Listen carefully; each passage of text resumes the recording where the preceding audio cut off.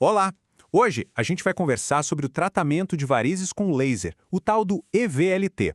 A ideia aqui é deixar tudo bem claro, sabe? Como ele funciona, o que tem de bom e, principalmente, qual é a real, o que dá para esperar desse procedimento. Vamos lá! Pois é, quem está procurando uma solução para varizes sabe que a gente acaba pesquisando um monte de coisa, né? E a boa notícia é que a tecnologia avançou muito. Hoje, a gente vai focar em uma das opções mais modernas e eficientes que existem por aí. Ok, então vamos começar do começo, né? Para entender por que o EVLT funciona, primeiro a gente precisa dar um passinho para trás e entender qual é o problema que ele se propõe a resolver. O nome do problema é insuficiência venosa, mas falando de um jeito bem simples é assim: as veias das pernas começam a ter dificuldade para mandar o sangue de volta lá para cima, para o coração. Aí o que acontece? Esse sangue fica meio que parado, acumulado e acaba dilatando as veias. E são essas veias dilatadas que viram as varizes, que incomodam tanto. É exatamente aí que entra o EVLT. A grande sacada dele é que, em vez de arrancar a veia fora, como uma cirurgia, ele usa a energia do laser para resolver a questão.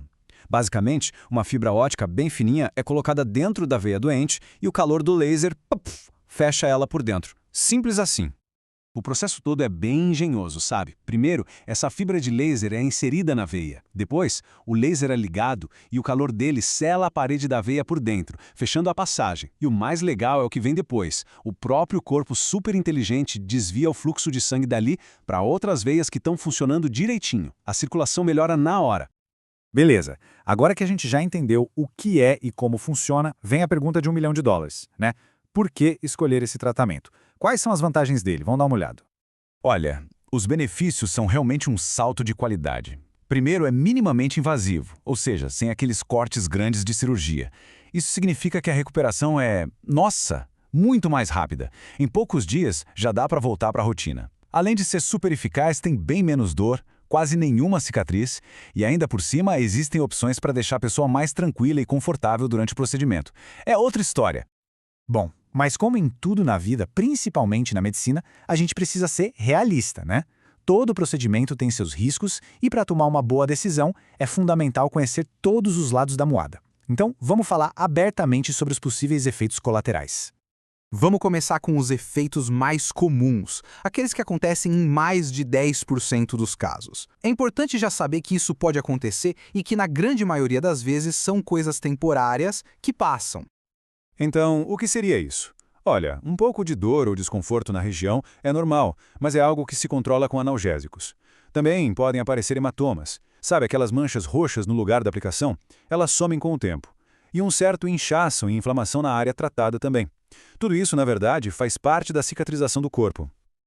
Ok, agora vamos descer um degrau na probabilidade. Vamos falar dos efeitos que são considerados frequentes, mas nem tanto. A chance aqui fica entre 1 e 10%. Nessa categoria, o que pode aparecer? O inchaço, que demora um pouco mais para sair, algumas manchas mais escuras na pele bem no caminho da veia que foi tratada, e às vezes uma alteração na sensibilidade da pele ali no local. A formação de queloides, que são aquelas cicatrizes mais grossas, também é uma possibilidade. Porque, cicatrização é uma coisa que muda muito de pessoa para pessoa. Diminuindo ainda mais as chances, a gente chega nos efeitos que são chamados de infrequentes. Aqui, a gente já está falando de algo que acontece, olha, entre 0,1% e 1% dos casos. Bem menos comum. E o que seriam esses efeitos? Bem, pode rolar uma reação alérgica, seja na pele ou no corpo todo, ou então uma inflamação na veia que os médicos chamam de flebite superficial. Um pouquinho de inflamação é até esperado, faz parte, mas nesse caso seria algo um pouco mais forte. E por último, a gente chega na categoria dos efeitos raros e muito raros. A chance aqui é minúscula, menor que 0,1%. Mesmo sendo algo super improvável, é muito importante a gente falar sobre isso para ter o quadro completo, para não deixar nada de fora. Aqui entram as complicações mais sérias, como uma trombose venosa profunda, uma infecção ou até alguma lesão em nervos próximos que pode causar dormência. Existe até a menção ao risco de óbito, mas é importante reforçar. É um risco extremamente baixo, também menor que 0,1%. A transparência total sobre isso é o mais importante. Ufa! Passamos pela parte dos riscos. Agora vamos mudar o foco e olhar para frente. O que esperar desse tratamento no longo prazo? Como fica a situação depois de meses ou anos? Esse é um ponto-chave, talvez o mais importante de todos para alinhar as expectativas. O IVLT é um tratamento, ele resolve o problema daquela veia doente. Mas ele não é uma cura para a tendência que o corpo tem de formar novas varizes.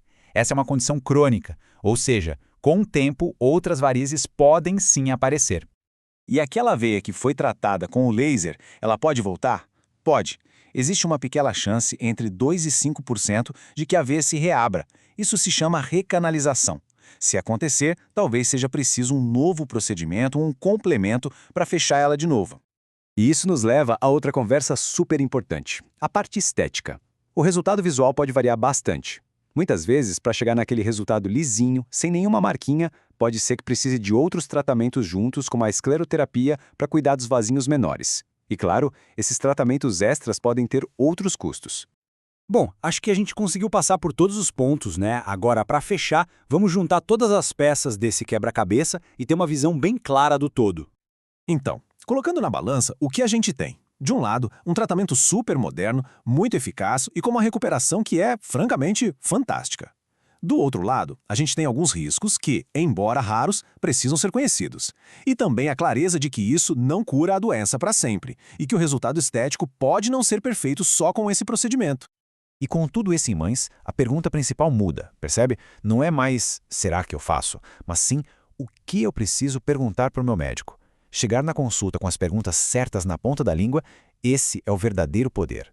É o primeiro e o mais importante passo para tomar a melhor decisão para a sua saúde.